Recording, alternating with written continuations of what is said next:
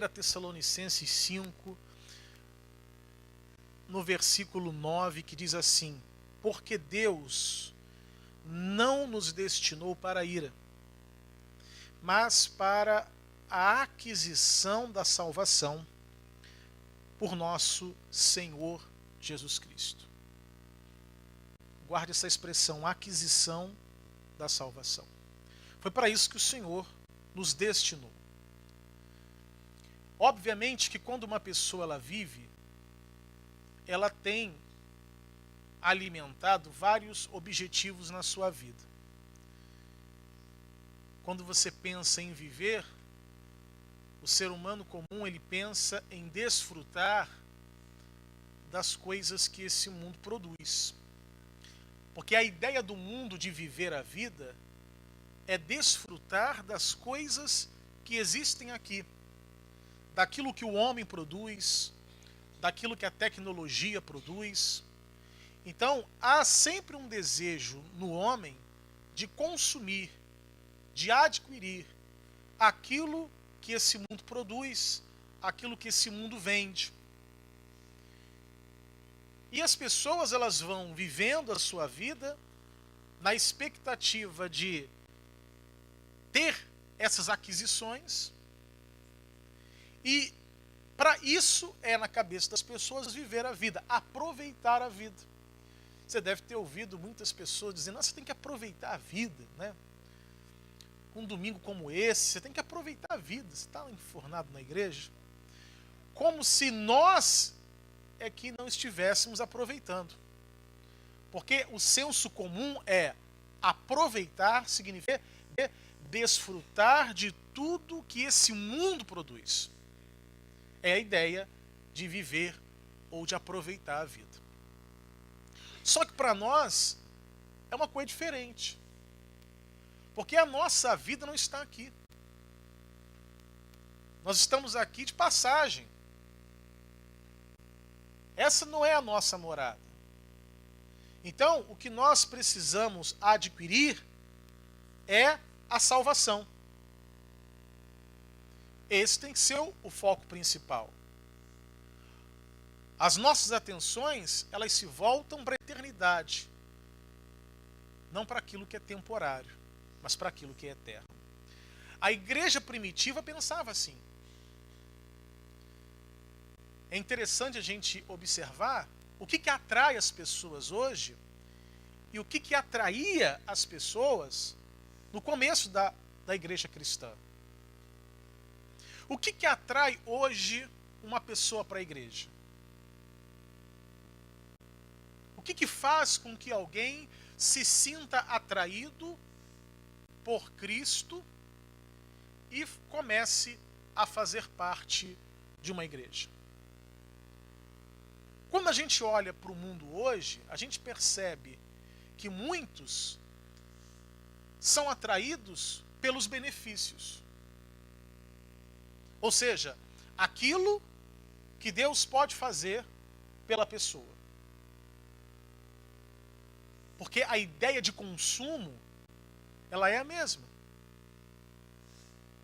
Então, se no mundo eu tenho uma mente que quer consumir, e eu trabalho para consumir, eu faço hora extra para consumir, quando eu venho para a igreja, às vezes eu tenho a mesma mentalidade. O que eu posso consumir? Bênçãos, milagres. E é óbvio que Deus faz isso por todo mundo. Deus ele abençoa, Deus ele prospera, Deus ele cura, Deus ele liberta. Deus ele faz tudo isso.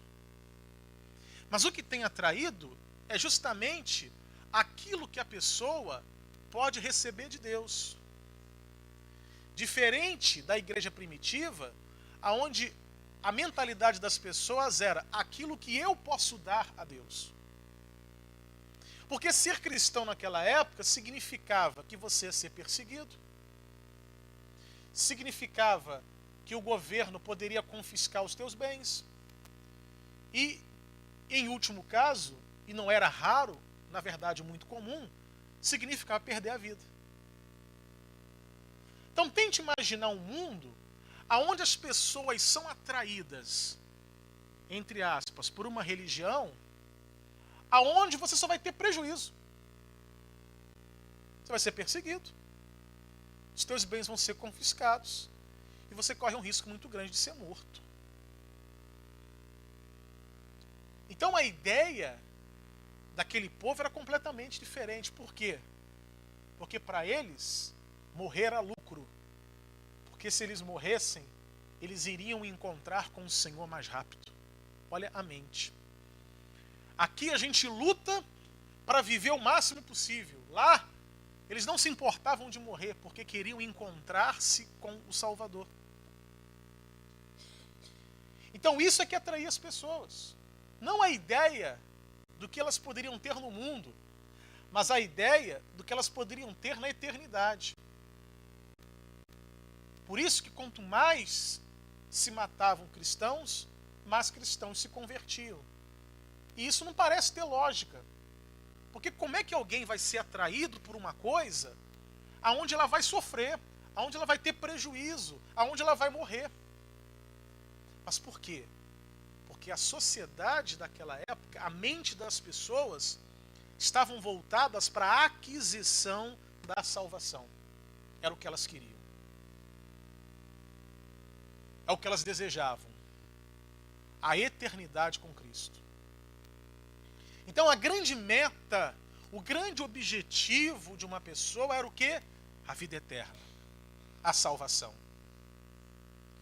E para eu encontrar essa vida eterna, para eu entrar nessa morada eterna, se eu tiver que perder tudo, eu vou perder. Se eu tiver que ter todos os meus bens confiscados, eu vou ter. Se eu tiver que sofrer, eu vou sofrer. E se eu tiver que morrer, eu vou morrer. Porque a minha meta é o quê? Eternidade. Então, hoje, passados-se mais de 2000 anos, as prioridades, elas mudaram. Hoje, ninguém mais quer se sentir desconfortável. Antes, as pessoas não se preocupavam com o conforto. Hoje, elas se preocupam em não estar desconfortável. A prioridade ela vai mudando. E isso acaba, muitas das vezes, nos afastando do nosso real propósito, que é o quê? A salvação, a eternidade. Talvez, nesse mundo que a gente vive hoje, se ser cristão significa perder tudo, talvez isso não fosse muito atraente para as pessoas. Porque o mundo que a gente vive hoje é um mundo onde cada ser humano, inconscientemente, ele pensa, que vantagem que eu vou ter? É um mundo de vantagens. Esse mundo que a gente vive. E nós não podemos deixar que esse pensamento do mundo nos contamine. Porque senão, tudo que a gente fizer vai ser pensando na vantagem. As amizades que eu construo, que vantagem essas amizades podem me dar? As pessoas com que eu me relaciono no meu ambiente de trabalho, que vantagem que essas pessoas podem me dar? Esse mundo que a gente vive é um mundo onde, consciente ou inconscientemente, as pessoas pensam na vantagem que ela vai ter em tudo aquilo que faz. E se esse pensamento estiver na gente, a gente vai fazer a mesma coisa com Deus. Então vamos ler de novo aqui, 1 Tessalonicenses 5,9. Porque Deus não nos destinou para a ira, mas para a aquisição da salvação por nosso Senhor Jesus Cristo. Então, esse é o nosso alvo. A aquisição da salvação. É isso que nós precisamos desejar acima de qualquer coisa.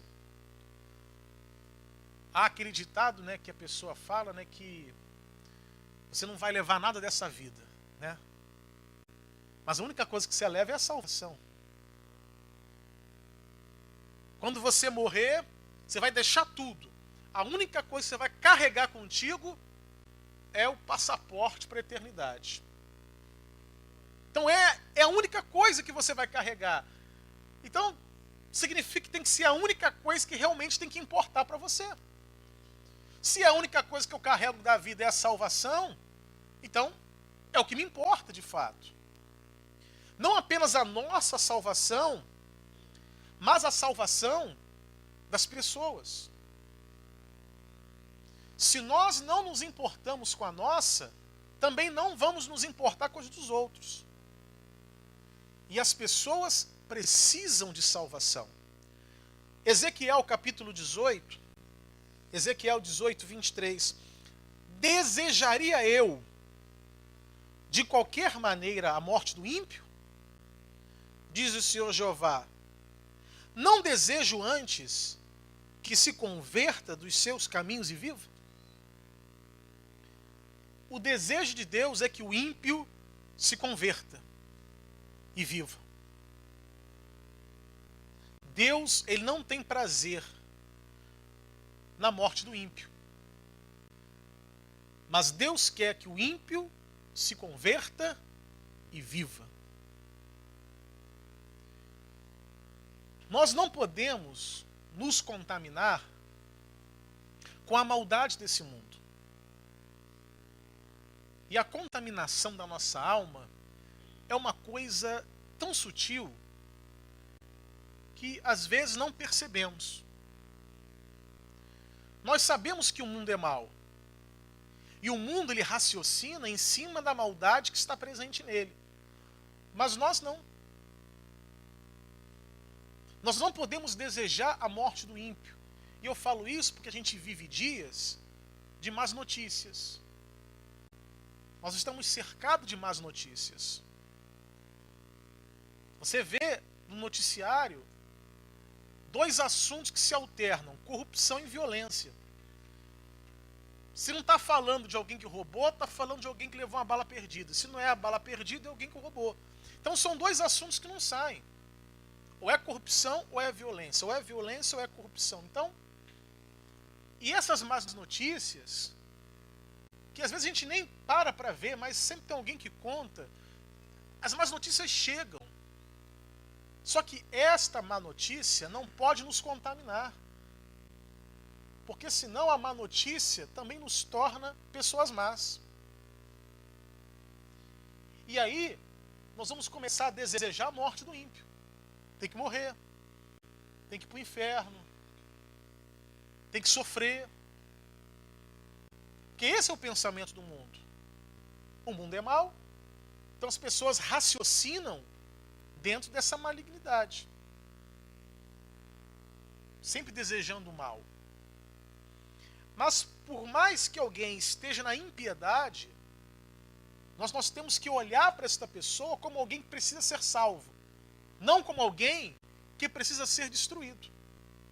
Ainda em Ezequiel, mas lá no capítulo 33, Ezequiel 33, versículo 11. Diz-lhes: vivo eu, diz o Senhor Jeová, que não tenho prazer na morte do ímpio, mas em que o ímpio se converta do seu caminho e viva. Deus está dizendo: eu não tenho prazer na morte do ímpio. O meu prazer está em que esse ímpio se converta do seu caminho e viva. Então esse é o pensamento de Deus. O prazer não é na morte, no castigo, na punição do ímpio, mas na conversão dele.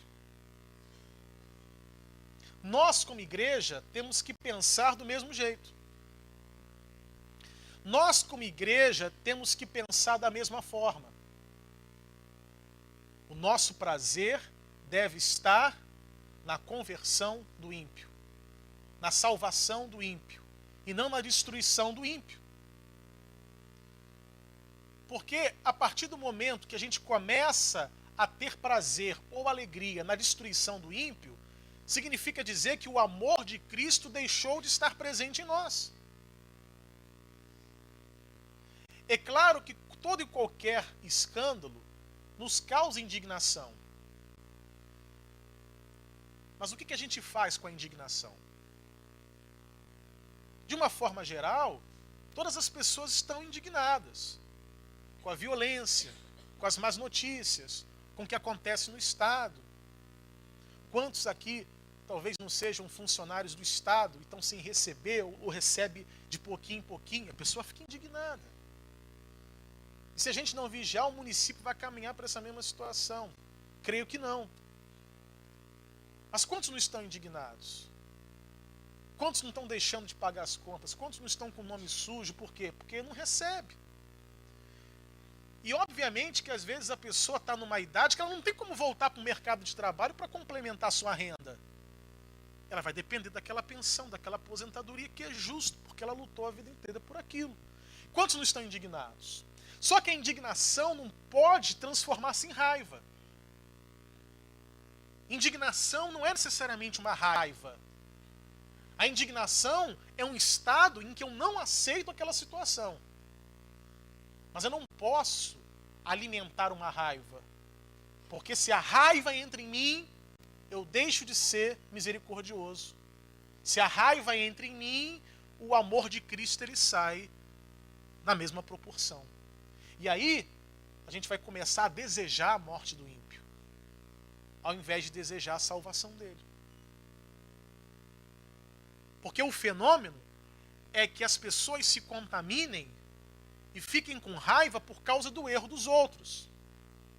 A gente já viu isso aqui naquele relato da mulher que foi pega em adultério. Por que todo mundo queria apedrejar aquela mulher? Porque todo mundo estava com raiva do que aconteceu.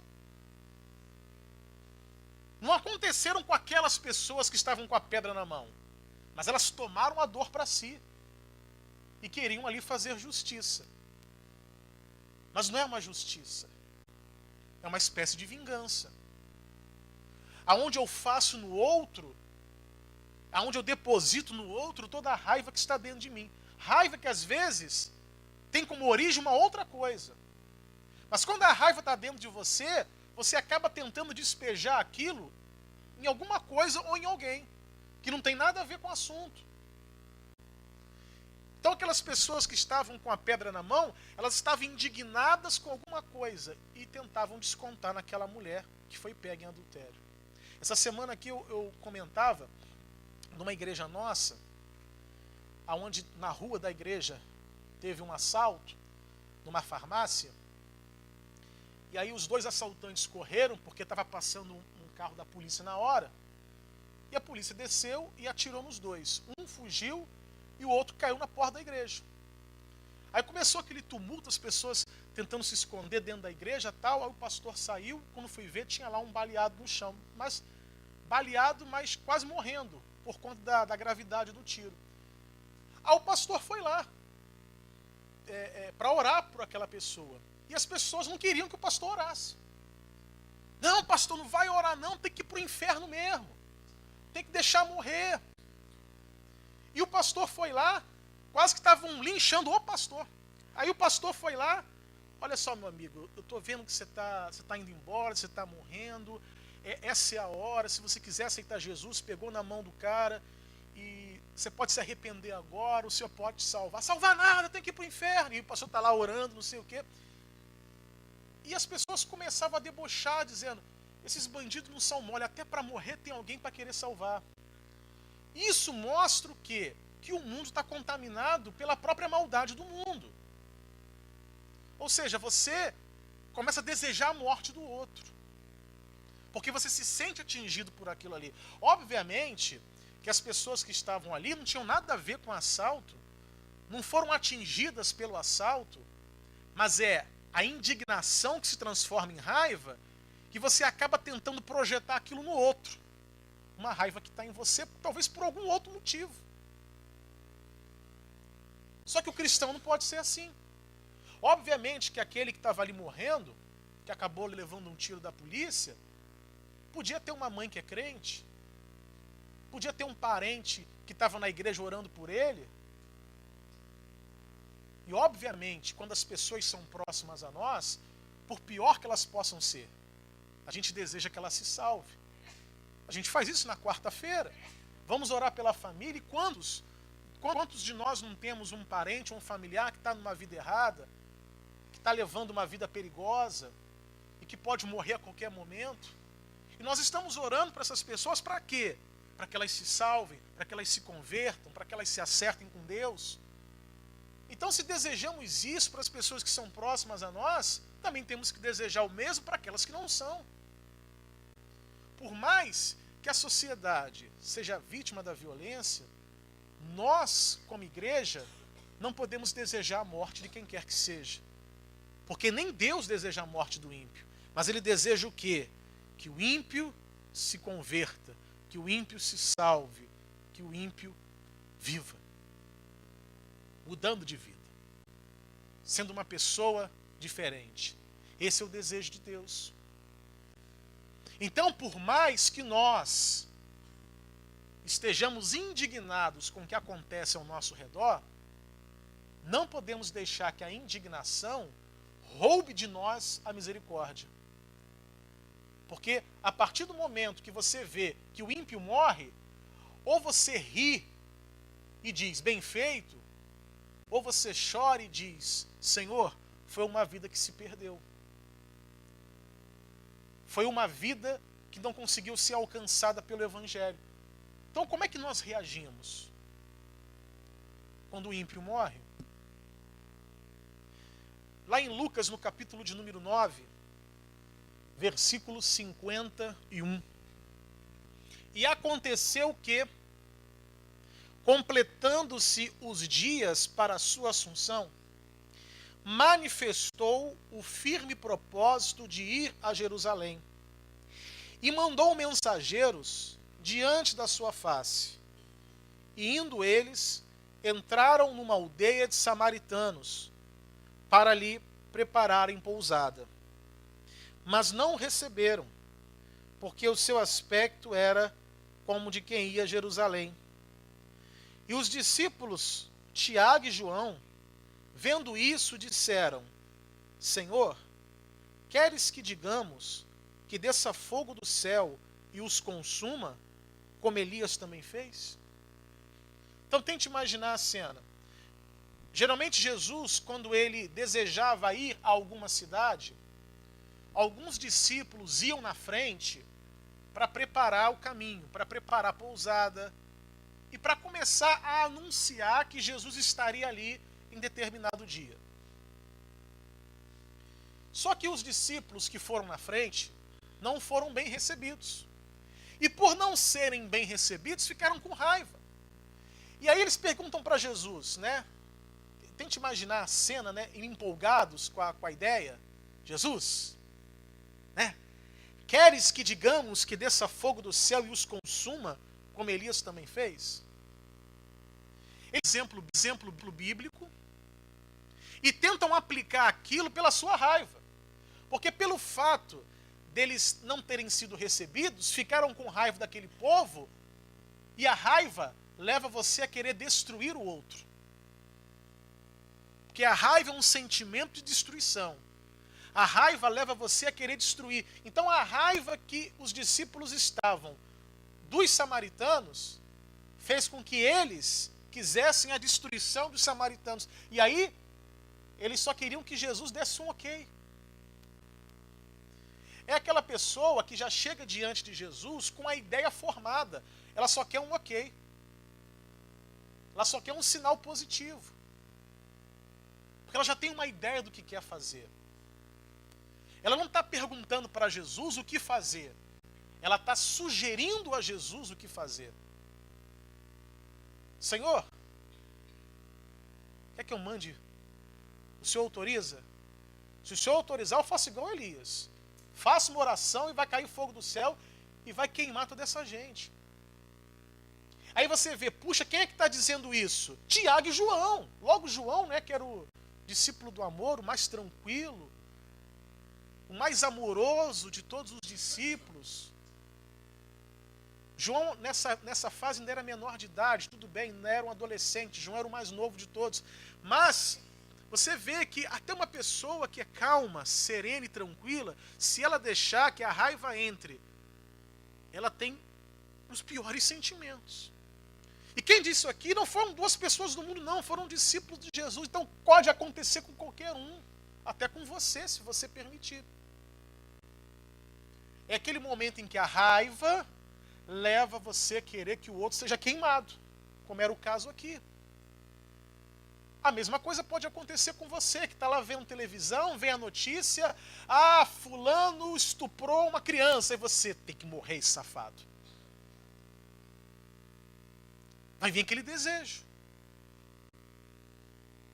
E aí você deixa o amor e passa a ser movido pela raiva. E aí, diz aqui no 55, né? Depois que Jesus ouviu isso, ele parou. Voltando-se, porém, repreendeu-os e disse: vós não sabeis de que espírito sois, porque o Filho do Homem não veio para destruir as almas dos homens, mas para salvá-las. E foram para outra aldeia. Foram para outra porque aquelas não foram bem recebidas. Pronto. Se não querem receber a gente, tudo bem, a gente vai para outro lugar. Se eles não querem ouvir a palavra aqui, nós vamos para outro lugar. Você não pode ter raiva daquele que não te recebe. Eu já vi isso, por exemplo, em evangelismo. A pessoa fazendo evangelismo na rua, né? Às vezes com um folheto, com um jornal da igreja.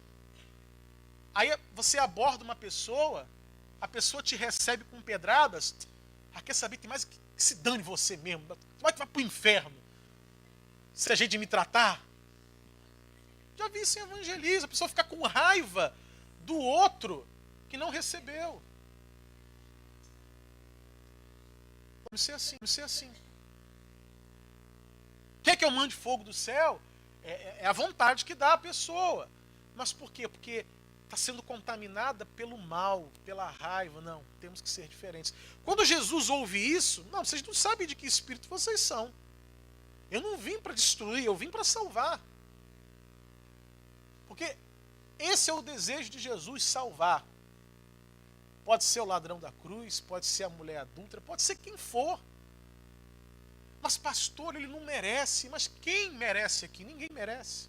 Se Jesus nos alcançou, não foi por nosso mérito. Foi pela graça. Não pelo mérito. Então quando Jesus salva alguém, não é porque se alguém merece ser salvo. É porque o amor de Deus, ele é incondicional. Ou seja, é incondicional porque não tem que ter condições para amar. Você ama incondicionalmente.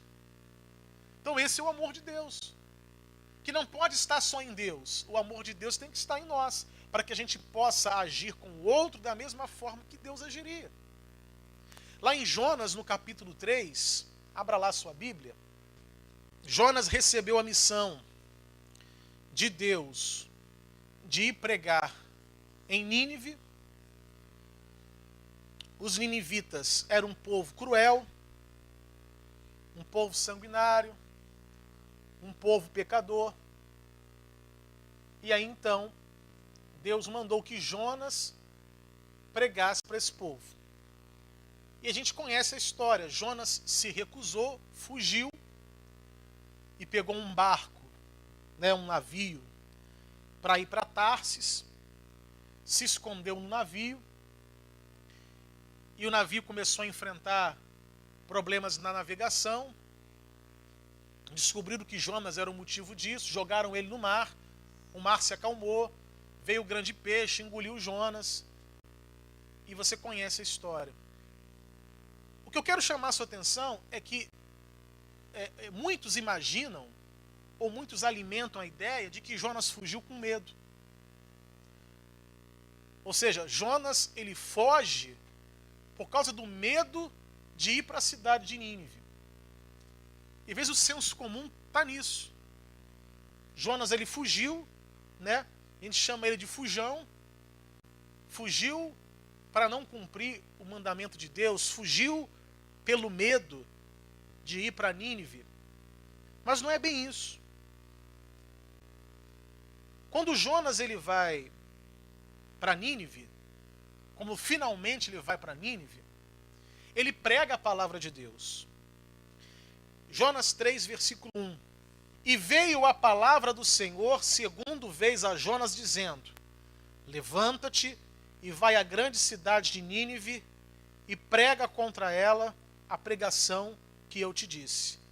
E levantou-se Jonas e foi a Nínive, segundo a palavra do Senhor. Era, pois, Nínive uma grande cidade de 3 dias de caminho. E começou Jonas a entrar pela cidade caminho de 1 dia, e pregava e dizia: ainda 40 dias e Nínive será subvertida. E os homens de Nínive creram em Deus e proclamaram um jejum e vestiram-se de panos de saco, desde o maior até o menor. Porque esta palavra chegou ao rei de Nínive, e levantou-se do seu trono e tirou de si as suas vestes e cobriu-se de pano de saco e assentou-se sobre a cinza. E fez uma proclamação que se divulgou em Nínive, por mandado do rei e dos seus grandes, dizendo: nem homens, nem animais, nem bois, nem ovelhas provem coisa alguma, nem se lhes dê pasto, nem bebam água. Mas os homens e os animais estarão cobertos de pano de saco, e clamarão fortemente a Deus, e se converterão, cada um do seu mau caminho e da violência que há nas suas mãos. Violência que há nas suas mãos. Então, o povo de Nínive era um povo violento, era um povo assassino, era um povo, segundo historiadores, adepto ao canibalismo. Eles não apenas matavam os seus inimigos, mas comiam os seus inimigos. Então, era uma cidade com um povo cruel. E Deus mandou que Jonas fosse lá. E Jonas acabou indo. Mas você percebe que a pregação de Jonas entrou no coração daquele povo. Desde o rei até o menor.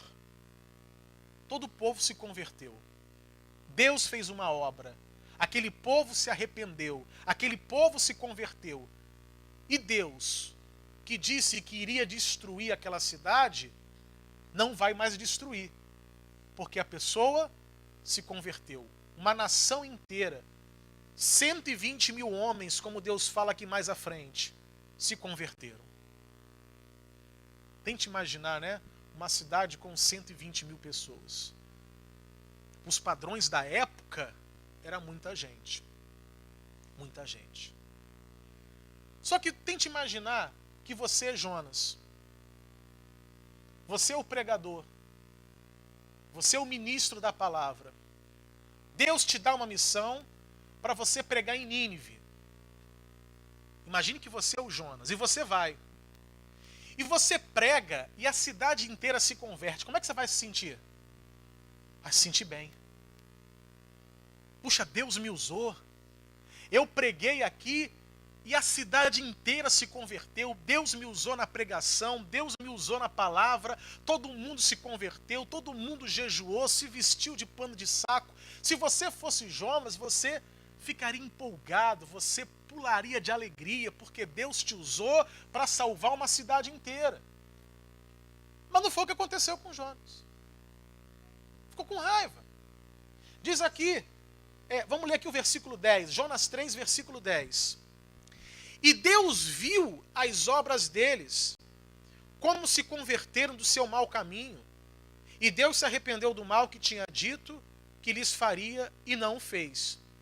Jonas 4, versículo 1. Mas desgostou-se Jonas extremamente disso e ficou todo ressentido. Ou seja, ao invés de Jonas ficar feliz porque a cidade se converteu, não. Ele ficou desgostoso e ficou ressentido. Versículo 2. E orou ao Senhor e disse: Ah, Senhor, não foi isso que eu disse, estando ainda na minha terra? Por isso me preveni fugindo para Tarsis, pois sabia que és Deus piedoso, misericordioso, longânimo e grande em benignidade, e que te arrependes do mal. Então Jonas aqui ele revela por que ele fugiu. Ele não fugiu porque tinha medo, ele fugiu porque sabia, se ele pregasse a palavra, aquele povo ia se converter. E ele não queria que aquele povo se convertesse. Na cabeça de Jonas, aquele povo merecia destruição. Pela crueldade, pela violência, pela impiedade. Porque era um povo pecador. Então, na cabeça de Jonas, aquele povo merecia a morte, não o céu. Então ele foge por isso. Ele foge não porque ele tem medo, ele foge para não pregar, porque ele sabia que se ele pregasse, Deus ia fazer a obra. Olha a certeza que Jonas tem. Se eu pregar para aquele povo, Deus vai fazer a obra. Se eu não quero que Deus faça a obra, então eu não prego. E se eu não quero pregar, eu fujo. E ele confessa isso. Foi por isso que eu fugi. Olha que coisa louca. Então, esse sentimento de Jonas está presente em muitas pessoas.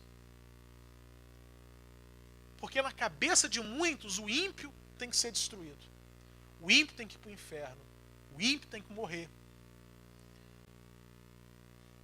E aí Deus falando assim para ele, né? E aí ele dá lá um ataque dele, o chilique de Jonas. No versículo 3, né? Ele está lá indignado. E no versículo 3 ele fala: peço-te, pois, ó Senhor, tira-me a minha vida, porque melhor me é morrer do que viver. Dramático, né? Aquela pessoa dramática. Não, eu quero morrer. Quero morrer. Eu vou me jogar daqui. Né? Quero morrer. Então Jonas está tão indignado porque aquele povo se converteu, que ele, né, tira a minha vida. Muito parecido com o que Elias um dia orou ao Deus, né? E aí o versículo 4, e disse o Senhor: é razoável esse teu ressentimento? Jonas, é razoável? Você está dizendo para mim? Você devia estar feliz que eu usei você para pregar para 120 mil pessoas e converter todo mundo. Você está com raiva? Você está ressentido? Versículo 5. Então Jonas saiu da cidade e assentou-se ao oriente da cidade, e ali fez uma cabana, e se assentou debaixo dela, à sombra, até ver o que aconteceria à cidade. O que ele pregou? Daqui a 40 dias, o quê? Nínive vai ser destruída. Porque essa foi a mensagem que Deus deu. Então ele está lá, né, montou lá a barraquinha dele para ver o quê? De camarote a destruição. Vamos ver se dá certo, vamos ver se dá certo. Vamos ver se vai ser destruído mesmo. Mas no fundo ele sabia que como o povo se converteu, Deus não ia mais destruir. E ele fica lá esperando para ver se a cidade vai acontecer alguma coisa. Está lá de camarote para ver se o ímpio vai morrer mesmo. Mas não morre. Aí diz aqui o versículo 6. Até porque deixaram de ser ímpios, porque se converteram. Versículo 6. E fez o Senhor descer, aliás, e fez o Senhor Deus nascer uma aboboreira, que subiu por cima de Jonas, para que lhe fizesse sombra sobre a sua cabeça, a fim de o livrar do seu enfado. E Jonas se alegrou em extremo por causa da aboboreira. Então, olha só como é que Deus dá uma lição em Jonas. Então tinha lá uma aboboreira, e que cresceu aquilo ali, fez sombra em Jonas, né? Devia estar lá no sol. Aquela aboboreira fez uma sombra e ele ficou feliz da vida, né? Poxa, obrigado, Deus, tal. Tem aqui uma sombrinha para mim me livrar do calor. Versículo 7. Mas Deus enviou um bicho no dia seguinte, ao subir da alva, o qual feriu a aboboreira e esta se secou. Né? A alegria não durou muito. Versículo 8. E aconteceu que, aparecendo o sol, Deus mandou um vento calmoso oriental, e o sol feriu a cabeça de Jonas e ele desmaiou. E desejou com toda a sua alma a morte, dizendo: melhor me é morrer do que viver. Versículo 9. Então disse Deus a Jonas: é acaso razoável que assim te enfades por causa da aboboreira? E ele disse: é justo que me enfade a ponto de desejar a morte. E disse o Senhor: tiveste compaixão da aboboreira, na qual não trabalhaste, nem a fizeste crescer, que em uma noite nasceu e em uma noite pereceu.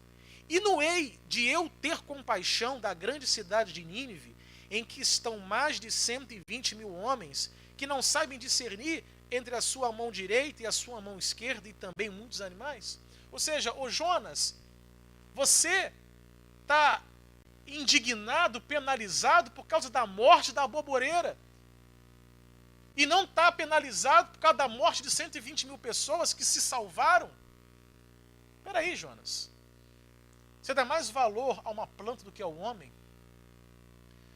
Você fica aí lamentando porque a planta morreu, mas não lamenta que aquelas pessoas iriam morrer? que Deus está dizendo? Jonas, o homem é mais importante, sempre. A vida humana é mais importante do que a vida de uma planta. A vida humana é mais importante que a vida de um animal. A vida humana é aquela que recebeu a redenção. Jesus morreu pela vida humana, não por uma planta. Então, Jonas, o ser humano tem mais importância do que essa boboreira. Então não é razoável o que você está dizendo. Aquelas pessoas precisam de salvação. Mais de 120 mil homens. E Deus dá uma lição em Jonas. E é uma lição para todos nós. É uma lição para todos nós. Nós temos que desejar a salvação, a conversão, a transformação, por pior que possa ser uma pessoa. Por pior que possa ser uma pessoa. Não importa se você foi vítima da violência, uma pessoa próxima, uma pessoa distante, não importa. Todos nós temos que olhar com um olhar de misericórdia, sempre. E desejando a salvação de quem quer que seja.